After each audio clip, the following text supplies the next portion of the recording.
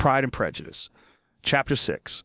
Mr. Collins's triumph in consequence of this invitation was complete. The power of displaying the grandeur of his patroness to his wondering visitors, and of letting them see her civility towards himself and his wife, was exactly what he had wished for, and that an opportunity of doing it should be given so soon, was such an instance of Lady Catherine's condescension, as he knew not how to admire enough. "I confess," said he, "that I should not have been at all surprised by her ladyship's asking us on Sunday to drink tea and spend the evening at Rosings. I rather expected from my knowledge of her affability that it would happen. But who could have foreseen such an attention as this? Who could have imagined that we should receive an invitation to dine there, an invitation moreover including the whole party, so immediately after your arrival?" "I am the less surprised at what has happened," replied Sir William, "from that knowledge of what the manners of the great really are, which my situation in life has allowed me to acquire. About the court, such instances of elegant breeding are not uncommon. Scarcely anything was talked of the whole day or next morning, but their visit to Rosings. Mr. Collins was carefully instructing them in what they were to expect, that the sight of such rooms, so many servants, and so splendid a dinner, might not wholly overpower them. When the ladies were separating for the toilette, he said to Elizabeth, "Do not make yourself uneasy, my dear cousin, about your apparel. Lady Catherine is far from requiring that elegance of dress in us, which becomes herself and daughter. I would advise you merely to put on whatever of your clothes is superior to the rest. There is no occasion for anything more. Lady Catherine will not think the worse of you for being simply dressed. She likes to have the distinction of rank preserved." While they were dressing, he came 2 or 3 times to their different doors, to recommend their being quick, as Lady Catherine very much objected to be kept waiting for her dinner. Such formidable accounts of her ladyship, and her manner of living, quite frightened Maria Lucas, who had been little used to company, and she looked forward to her introduction at Rosings, with as much apprehension as her father had done to his presentation at St. James's. As the weather was fine, they had a pleasant walk of about half a mile across the park. Every park has its beauty and its prospects, and Elizabeth saw much to be pleased with, though she could not be in such raptures as Mr. Collins expected the scene to inspire, and was but slightly affected by his enumeration of the windows in front of the house, and his relation of what the glazing altogether had originally cost Sir Louis de Bourgh. When they ascended the steps to the hall, Maria's alarm was every moment increasing, and even Sir William did not look perfectly calm. Elizabeth's courage did not fail her. She had heard nothing of Lady Catherine that spoke her awful from any extraordinary talents or miraculous virtue, and the mere stateliness of money and rank she thought she could witness without trepidation. From the entrance hall of which Mr. Collins pointed out, with a rapturous air, the fine proportion and finished ornaments, they followed the servants through an ante-chamber, to the room where Lady Catherine, her daughter, and Mrs. Itzenson were sitting. Her ladyship, with great condescension, arose to receive them, and as Mrs. Collins had settled it with her husband that the office of introduction should be hers, it was performed in a proper manner, without any of those apologies and thanks which he would have thought necessary. In spite of having been at St. James's, Sir William was so completely awed by the grandeur surrounding him that he had but just courage enough to make a very low bow and take his seat without saying a word, and his daughter, frightened almost out of her senses, sat on the edge of her chair, not knowing which way to look. Elizabeth found herself quite equal to the scene, and could observe the 3 ladies before her composedly. Lady Catherine was a tall, large woman with strongly marked features, which might once have been handsome. Her air was not conciliating, nor was her manner of receiving them such as to make her visitors forget their inferior rank. She was not rendered formidable by silence, but whatever she said was spoken in so authoritative a tone as marked her self-importance, and brought Mr. Thwickham immediately to Elizabeth's mind, and from the observation of the day altogether, she believed Lady Catherine to be exactly what he had represented. When, after examining the mother, in whose countenance and deportment she soon found some resemblance of Mr. Darcy, she turned her eyes on the daughter, she could almost have joined in Maria's astonishment at her being so thin and so small. There was neither in figure nor face any likeness between the ladies. Miss de Bourgh was pale and sickly. Her features, though not plain, were insignificant, and she spoke very little, except in a low voice, to Mrs. Jenkinson, in whose appearance there was nothing remarkable, and who was entirely engaged in listening to what she said, and placing a screen in the proper direction before her eyes. After sitting a few minutes, they were all sent to one of the windows, to admire the view, Mr. Collins attending them to point out its beauties, and Lady Catherine kindly informing them that it was much better worth looking at in the summer. The dinner was exceedingly handsome, and there were all the servants, and all the articles of plate which Mr. Collins had promised, and as he had likewise foretold, he took his seat at the bottom of the table, by her ladyship's desire, and looked as if he felt that life could furnish nothing greater. He carved, and ate, and praised with delighted alacrity, and every dish was commended, first by him and then by Sir William, who was now enough recovered to echo whatever his son-in-law said, in a manner which Elizabeth wondered Lady Catherine could bear. But Lady Catherine seemed gratified by their excessive admiration, and gave most gracious smiles, especially when any dish on the table proved a novelty to them. The party did not supply much conversation. Elizabeth was ready to speak whenever there was an opening, but she was seated between Charlotte and Miss de Bourgh, the former of whom was engaged in listening to Lady Catherine, and the latter said not a word to her all dinner time. Mrs. Jenkinson was chiefly employed in watching how little Miss de Bourgh ate, pressing her to try some other dish, and fearing she were indisposed. Maria thought speaking out of the question, and the gentlemen did nothing but eat and admire. When the ladies returned to the drawing-room, there was little to be done but to hear Lady Catherine talk, which she did without any intermission, till coffee came in, delivering her opinion on every subject in so decisive a manner as proved that she was not used to have her judgment controverted. She inquired into Charlotte's domestic concerns familiarly and minutely, and gave her a great deal of advice as to the management of them all, told her how everything ought to be regulated in so small a family as hers, and instructed her as to the care of her cows and her poultry. Elizabeth found that nothing was beneath this great lady's attention, which could furnish her with an occasion of dictating to others. In the intervals of her discourse with Mrs. Collins, she addressed a variety of questions to Maria and Elizabeth, but especially to the latter, of whose connections she knew the least, and who she observed to Mrs. Collins was a very genteel, pretty kind of girl. She asked her at different times how many sisters she had, whether they were older or younger than herself, whether any of them were likely to be married, whether they were handsome, where they had been educated, what carriage her father kept, and what had been her mother's maiden name. Elizabeth felt all the impertinence of her questions, but answered them very composedly. Lady Catherine then observed, "Your father's estate is entailed on Mr. Collins, I think. For your sake," turning to Charlotte, "I am glad of it, but otherwise I see no occasion for entailing estates from the female line. It was not thought necessary in Sir Louis de Bourgh's family. Do you play and sing, Miss Bennet?" "A little." "Oh, then some time or other we shall be happy to hear you. Our instrument is a capital one, probably superior too. You shall try it some day. Do your sisters play and sing?" "One of them does." "Why did not you all learn?" "You ought all to have learned. The Miss Webbs all play, and their father has not so good an income as yours." "Do you draw?" "No, not at all." "What? None of you?" "Not one." "That is very strange. But I suppose you had no opportunity. Your mother should have taken you to town every spring for the benefit of masters. My mother would have had no objection, but my father hates London. Has your governess left you?" "We never had any governess." "No governess? How was that possible?" 5 daughters brought up at home without a governess. I never heard of such a thing. Your mother must have been quite a slave to your education." Elizabeth could hardly help smiling, as she assured her that had not been the case. "Then who taught you? Who attended to you? Without a governess you must have been neglected. Compared with some families, I believe we were, but such of us as wished to learn never wanted the means. We were always encouraged to read, and had all the masters that were necessary. Those who chose to be idle certainly might, no doubt, but that is what a governess will prevent, and if I had known your mother, I should have advised her most strenuously to engage one. I always say that nothing is to be done in education without steady and regular instruction, and nobody but a governess can give it. It is wonderful how many families I have been the means of supplying in that way. I am always glad to get a young person well placed out. 4 nieces of Mrs. Jenkinson are most delightfully situated through my means, and it was but the other day that I recommended another young person, who was merely accidentally mentioned to me, and the family are quite delighted with her. Mrs. Collins, did I tell you of Lady Metcalfe's calling yesterday to thank me? She finds Miss Pope a treasure. "Lady Catherine," said she, "you have given me a treasure.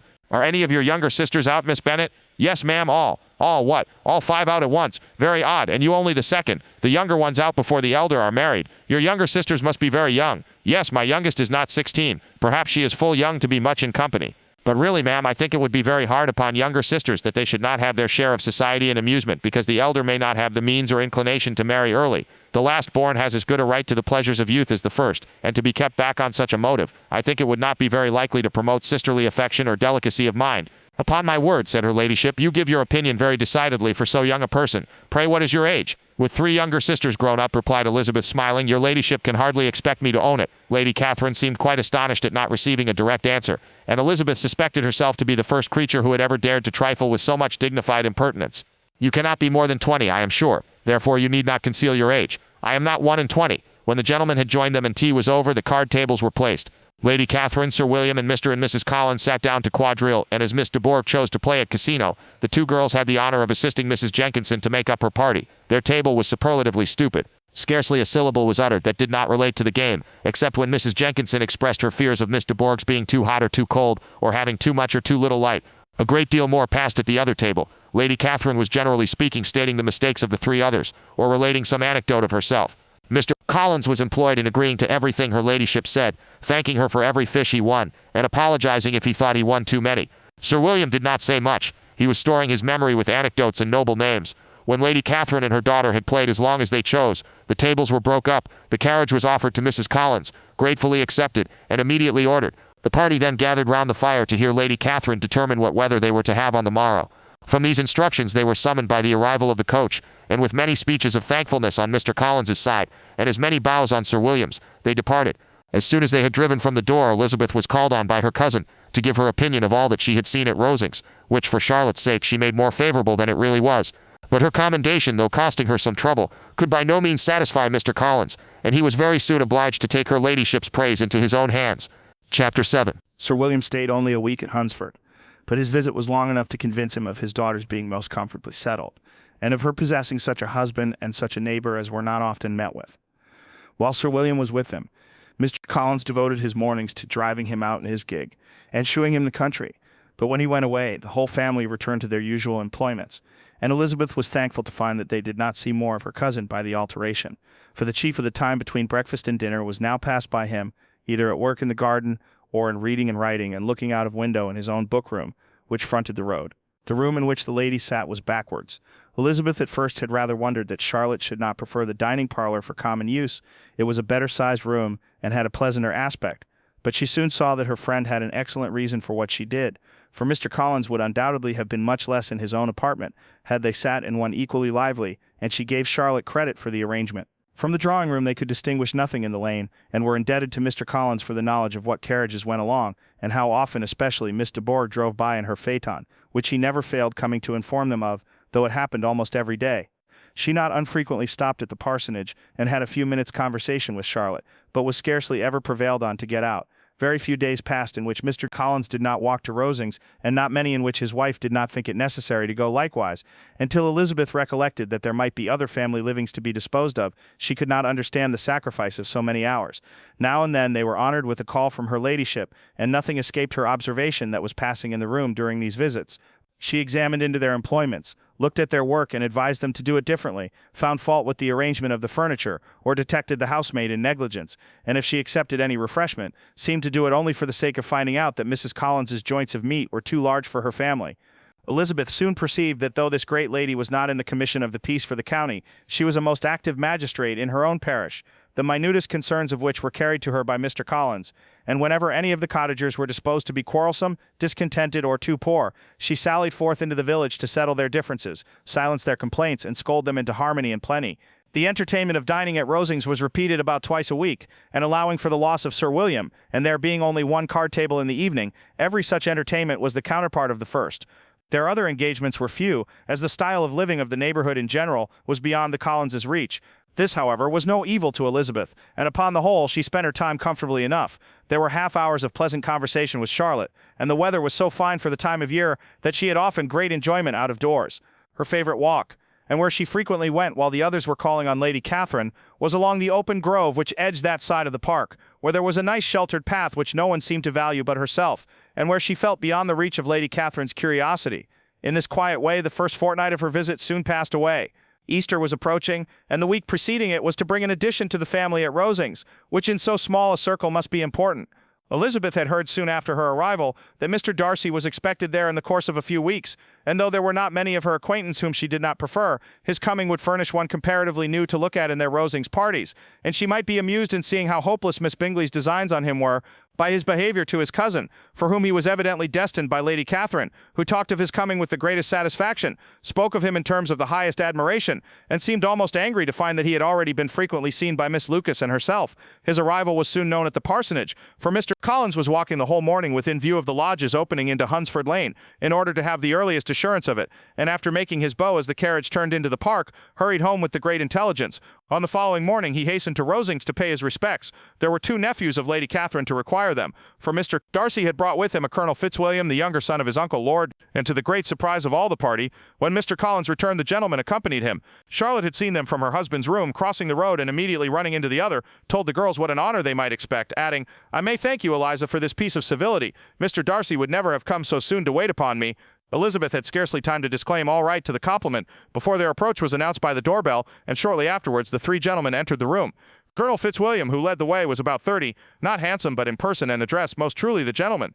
Mr. Darcy looked just as he had been used to look in Hertfordshire, paid his compliments with his usual reserve to Mrs. Collins, and whatever might be his feelings towards her friend, met her with every appearance of composure. Elizabeth merely curtsied to him without saying a word. Colonel Fitzwilliam entered into conversation directly with the readiness and ease of a well-bred man, and talked very pleasantly, but his cousin, after having addressed a slight observation on the house and garden to Mrs. Collins, sat for some time without speaking to anybody. At length, however, his civility was so far awakened as to inquire of Elizabeth after the health of her family. She answered him in the usual way, and after a moment's pause added, "My eldest sister has been in town these 3 months. Have you never happened to see her there?" She was perfectly sensible that he never had, but she wished to see whether he would betray any consciousness of what had passed between the Bingleys and Jane, and she thought he looked a little confused as he answered that he had never been so fortunate as to meet Miss Bennet. The subject was pursued no farther, and the gentlemen soon afterwards went away. Chapter 8. Colonel Fitzwilliam's manners were very much admired at the parsonage, and the ladies all felt that he must add considerably to the pleasure of their engagements at Rosings. It was some days, however, before they received any invitation thither, for while there were visitors in the house they could not be necessary, and it was not till Easter Day, almost a week after the gentlemen's arrival, that they were honored by such an attention, and then they were merely asked on leaving church to come there in the evening. For the last week they had seen very little of either Lady Catherine or her daughter. Colonel Fitzwilliam had called at the parsonage more than once during the time, but Mr. Darcy they had only seen at church. The invitation was accepted, of course, and at a proper hour they joined the party in Lady Catherine's drawing-room. Her ladyship received them civilly, but it was plain that their company was by no means so acceptable as when she could get nobody else, and she was in fact almost engrossed by her nephews, speaking to them, especially to Darcy, much more than to any other person in the room. Colonel Fitzwilliam seemed really glad to see them. Anything was a welcome relief to him at Rosings, and Mrs. Collins's pretty friend had moreover caught his fancy very much. He now seated himself by her, and talked so agreeably of Kent and Hertfordshire, of travelling and staying at home, of new books and music, that Elizabeth had never been half so well entertained in that room before, and they conversed with so much spirit and flow as to draw the attention of Lady Catherine herself, as well as of Mr. Darcy. His eyes had been soon and repeatedly turned towards them with a look of curiosity, and that her ladyship after a while shared the feeling, was more openly acknowledged, for she did not scruple to call out, "What is that you are saying, Fitzwilliam? What is it you are talking of? What are you telling Miss Bennet? Let me hear what it is." "We are speaking of music, madam," said he, when no longer able to avoid a reply. "Of music? Then pray speak aloud. It is of all subjects my delight." I must have my share in the conversation. If you are speaking of music, there are few people in England, I suppose, who have more true enjoyment of music than myself, or a better natural taste. If I had ever learned, I should have been a great proficient, and so would Anne, if her health had allowed her to apply. I am confident that she would have performed delightfully. How does Georgiana get on, Darcy? Mr. Darcy spoke with affectionate praise of his sister's proficiency. "I am very glad to hear such a good account of her," said Lady Catherine, "and pray tell her from me that she cannot expect to excel if she does not practice a great deal." "I assure you, madam," he replied, "that she does not need such advice. She practices very constantly. So much the better. It cannot be done too much, and when I next write to her, I shall charge her not to neglect it on any account. I often tell young ladies that no excellence in music is to be acquired without constant practice. I have told Miss Bennet several times that she will never play really well unless she practices more, and though Mrs. Collins has no instrument, she is very welcome, as I have often told her, to come to Rosings every day and play on the pianoforte in Mrs. Jenkinson's room. She would be in nobody's way, you know, in that part of the house." Mr. Darcy looked a little ashamed of his aunt's ill-breeding, and made no answer. When coffee was over, Colonel Fitzwilliam reminded Elizabeth of having promised to play to him, and she sat down directly to the instrument. He drew a chair near her. Lady Catherine listened to half a song and then talked as before to her other nephew, till the latter walked away from her, and moving with his usual deliberation towards the pianoforte, stationed himself so as to command a full view of the fair performer's countenance. Elizabeth saw what he was doing, and at the first convenient pause, turned to him with an arch smile and said, "You mean to frighten me, Mr. Darcy, by coming in all this state to hear me? But I will not be alarmed, though your sister does play so well. There is a stubbornness about me that never can bear to be frightened at the will of others. My courage always rises with every attempt to intimidate me." "I shall not say that you are mistaken," he replied, "because you could not really believe me to entertain any design of alarming you, and I have had the pleasure of your acquaintance long enough to know that you find great enjoyment in occasionally professing opinions which in fact are not your own." Elizabeth laughed heartily at this picture of herself, and said to Colonel Fitzwilliam, "Your cousin will give you a very pretty notion of me, and teach you not to believe a word I say. I am particularly unlucky in meeting with a person so well able to expose my real character, in a part of the world where I had hoped to pass myself off with some degree of credit. Indeed, Mr. Darcy, it is very ungenerous in you to mention all that you knew to my disadvantage in Hertfordshire, and give me leave to say, very impolitic too, for it is provoking me to retaliate, and such things may come out as will shock your relations to hear. I am not afraid of you," said he, smilingly. "Pray let me hear what you have to accuse him of," cried Colonel Fitzwilliam. "I should like to know how he behaves among strangers." "You shall hear then, but prepare yourself for something very dreadful.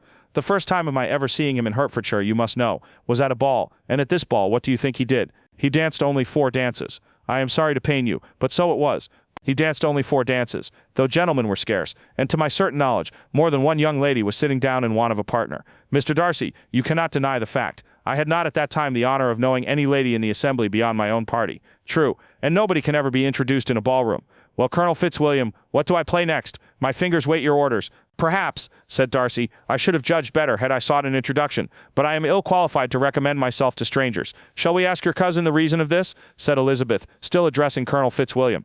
Shall we ask him why a man of sense and education, and who has lived in the world, is ill qualified to recommend himself to strangers? I can answer your question, said Fitzwilliam, without applying to him. It is because he will not give himself the trouble. I certainly have not the talent which some people possess, said Darcy, of conversing easily with those I have never seen before. I cannot catch their tone of conversation, or appear interested in their concerns, as I often see done. My fingers, said Elizabeth, do not move over this instrument in the masterly manner which I see so many women's do.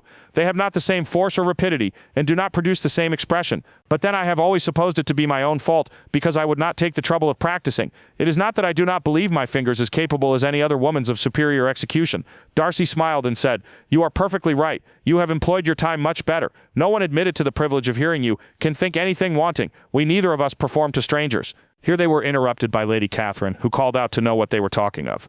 Elizabeth immediately began playing again. Lady Catherine approached, and after listening for a few minutes, said to Darcy, Miss Bennet would not play at all amiss, if she practiced more, and could have the advantage of a London master. She has a very good notion of fingering, though her taste is not equal to Anne's. Anne would have been a delightful performer, had her health allowed her to learn. Elizabeth looked at Darcy to see how cordially he assented to his cousin's praise, but neither at that moment nor at any other could she discern any symptom of love, and from the whole of his behavior to Miss de Bourgh she derived this comfort for Miss Bingley, that he might have been just as likely to marry her, had she been his relation. Lady Catherine continued her remarks on Elizabeth's performance, mixing with them many instructions on execution and taste. Elizabeth received them with all the forbearance of civility, and at the request of the gentleman, remained at the instrument till her ladyship's carriage was ready to take them all home.